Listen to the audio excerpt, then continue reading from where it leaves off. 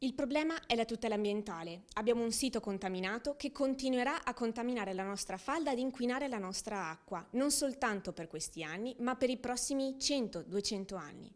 È chiaro che l'istituzione è chiamata ad intervenire. Attualmente abbiamo necessità di andare quindi a sistemare il terreno sottomiteni, ad andare quindi o a delocalizzare e rimuovere la miteni da quel sito inquinato per provvedere poi al piano di caratterizzazione e alla bonifica necessari, oppure richiedere che qualsiasi azienda che nel territorio produce perfluoralchilici attui tutte le misure previste per la sicurezza nella produzione. Abbiamo la scienza che ci viene incontro, esistono dei metodi di produzione che prevedono un ciclo chiuso, però sono troppo costosi e per questo motivo Miteni non li ha attuati.